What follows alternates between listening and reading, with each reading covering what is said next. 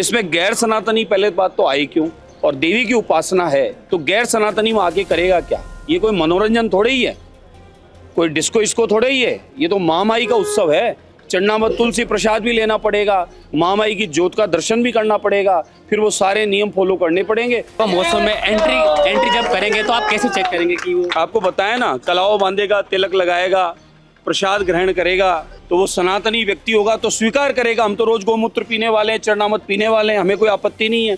गैर सनातनी आदमी के गौमूत्र का छींटा लग जाएगा, फिर कल को कोई बुरा नहीं मान जाए। इसलिए अगर पांडाल में आएगा महामाई के, तो पांडाल में सनातनी बनकर आवे और सनातनी उत्सव में सनातनी बनकर उस नियम को फॉलो करे। 50 से 28 पे, 28 से 18 पे गाड़ी खरीदना 1-1, 1.5 लाख रुपए का फायदा हो गया।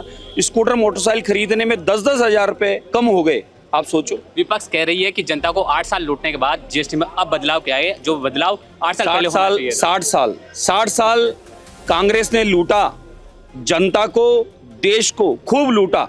2 साल पहले समस्याएं थी यहाँ ड्रेनेज की, पता ही नहीं चलेगा। देखिए आप धीरे धीरे आगे होता है क्या। नमस्कार, मैं राकेश लवानिया, आप देख रहे हैं भारत रफ्तार। अभी मैं पहुंचा हूं विधानसभा हवा महल, जहां पर मेरे साथ मौजूद है यहाँ के एमएलए बाल मुकुंदाचार्य, जिनसे मैं बात करने की कोशिश करूंगा। हाल ही में उन्होंने एक बयान दिया है कि जो गरबा महोत्सव चल रहा है उसमें गैर सनातनियों का प्रवेश निषेध है। उसको लेकर हम सवाल जवाब करेंगे, जान लेते हैं एक बार।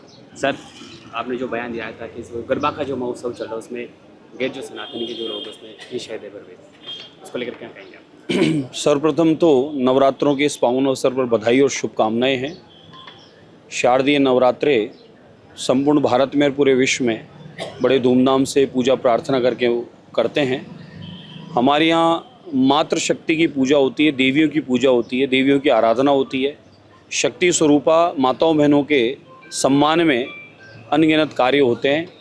उसी क्रम में गरबा महोत्सव, महामाई का रास महोत्सव, कई अनेक नामों से हम इस उत्सव को जानते हैं। पहले गुजरात से लेकर पूरे देश और दुनिया में अब गरबा महोत्सव नवरात्रों में रहता है।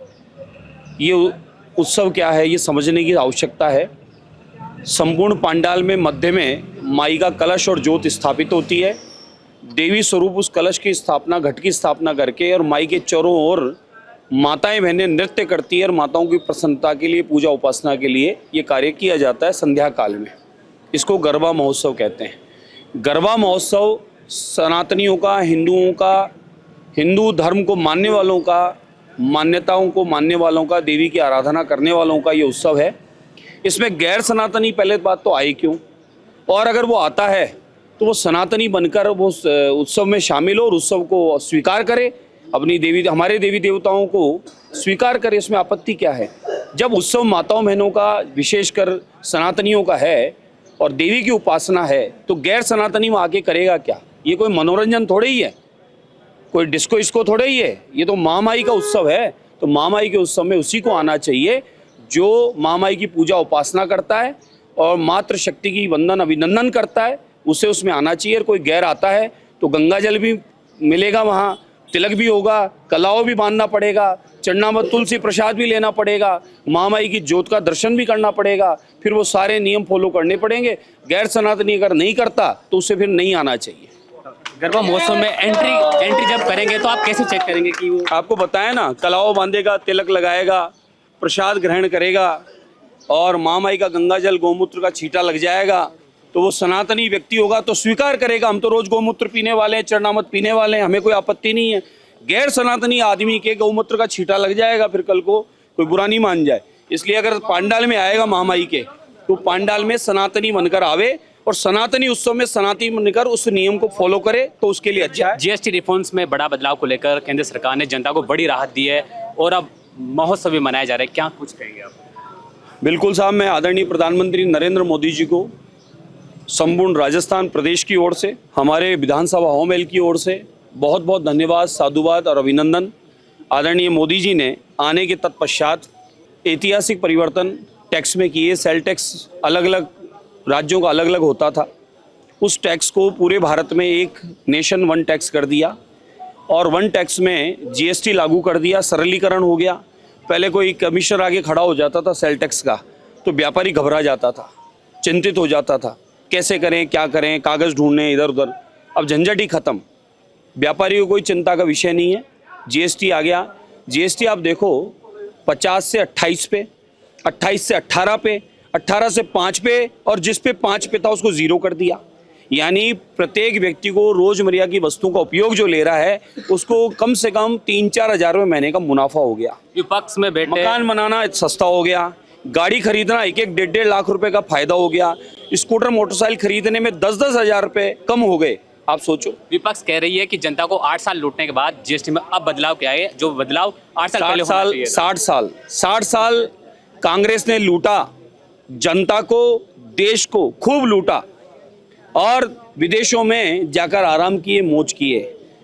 अब भारत का सूर्य एक नए रूप में उदय हुआ 2014 में आदरणीय प्रधानमंत्री नरेंद्र मोदी जी के नेतृत्व में एनडीए की सरकार, भाजपा की सरकार बनने के बाद में ऐतिहासिक परिवर्तन इस भारतवर्ष में हुआ। इसीलिए तीसरी बार मोदी सरकार और मोदी जी पर विश्वास है प्रत्येक व्यक्ति का। बोलने से पहले विपक्ष और कांग्रेस सोचे, आपने नहीं बनाया मोदी जी को प्रधानमंत्री, देश की जनता ने बनाया है। देश की जनता ने मोदी जी से प्रसन्न होकर, खुश होकर मोदी जी को आशीर्वाद दिया है कि हमें ऐसा ही प्रतिनिधित्व तीसरी बार चाहिए, और चौथी बार की फिर मांग है हमारी कि मोदी जी फिर प्रधानमंत्री बने। जिस प्रकार से मोदी जी ने ऐतिहासिक काम किए, गरीब कल्याणकारी योजनाएं लाकर और प्रत्येक व्यक्ति के सुख दुख में शामिल होने का काम किया सरकार का। पहले बार ऐसी कोई सरकार आई है जो 4 ही जात बताती है, 36 जात नहीं बताती है। यहाँ 4 ही जात कि युवा है, गरीब है, किसान है और माताएं हैं। यही हमारी जात और इन्हीं की सेवा हमारा धर्म है। इसलिए मोदी जी ने जो ऐतिहासिक कदम उठाए उससे पूरे भारत की जनता प्रसन्न है, और देवतुल्य हमारा परिवार मोदी जी को आशीर्वाद दे रहा है कि मोदी जी जिस प्रकार से ऐतिहासिक कदम उठाए, काम किए हैं, देश की जनता को राहत दे रहे हैं, गरीब कल्याणकारी योजनाओं सबको लाभ दे रहे हैं, उसी प्रकार से निरंतर आगे बढ़ते रहें। पूरे देश की यही कामना है। मेरा आखिरी सवाल, हवा महल से आप विधायक भी हैं, यहाँ के लोग कह रहे हैं कि सबसे बड़ी समस्या यहाँ की ड्रेनेज सिस्टम को लेकर, बरसात में पानी भर जाता है, उसको लेकर क्या प्लानिंग समस्या थी? 2 साल पहले समस्याएं थी यहाँ ड्रेनेज की, लेकिन 2 साल बाद, 2 साल जो हमारे 20 महीने जो निकले हैं भारतीय जनता पार्टी सरकार के, आदरणीय मुख्यमंत्री भजनलाल शर्मा साहब के नेतृत्व में, फाइनेंस हमारा आदरणीय दिया कुमारी जी ऐतिहासिक बजट में दे रही है। 28 करोड़ रुपए किसी विधायक को कभी मिले हैं क्या? किसी विधायक को आज तक मिले हो तो बता दो। 28 करोड़ रुपए का काम विधायक कोष से हमें करवाने का, और ऐतिहासिक काम हमारे क्षेत्र में हो रहे हैं। ये क्षेत्र में आपको बता दूं, आप जहाँ खड़े हैं ये है चांदी के टकसाल। बड़ी चौपड़ से, छोटी चौपड़ से सभी क्षेत्रों का पानी एकत्र होकर इसी मार्ग से, पुराने जमाने से, आज से नहीं, राजाओं के जमाने से यही पानी का मार्ग है। इन्हीं मार्गों से पानी बहता हुआ जलमहल जाता है, मानबाग जाता है, सुगली नदी में जाता है और रामगढ़ तक जाता है। यही पानी जाता है शुरू से। अब सुनिए बात से, आपने सवाल किया तो जवाब लीजिए पहले। ये पानी शुरू से ऐसे ही जाता आ रहा है। हमने आने के बाद में आप सामने देख रहे हैं, ये अंडरग्राउंड एक नाला यहाँ बनाया है, ब्रह्मपुरी में बनाया है, और ऐसे 5 से 10 नाले बन चुके हैं, 5 से 10 और बनने वाले हैं। ये पूरा पानी बारिश का इस रोड पर तो आएगा, लेकिन ये गुप्त मार्ग से होता हुआ सुगली नदी में चला जाएगा, पता ही नहीं चलेगा। देखिए आप धीरे धीरे आगे होता है क्या। अभी हमारे साथ मौजूद थे बाल मुकुंदाचार्य, जिन्होंने गरबा महोत्सव में जो गैर सनातियों के चाहे बयान को लेकर जवाब दिया हो, चाहे हवा महल विधानसभा की जो महत्वपूर्ण समस्या ड्रेनेज सिस्टम को लेकर हो, उसको लेकर उन्होंने अपनी बेबाक अंदाज में इनका सभी का जवाब दिया है। कैमरामैन लक्ष्मी नारायण के साथ में राकेश लवानिया, भारत रफ्तार।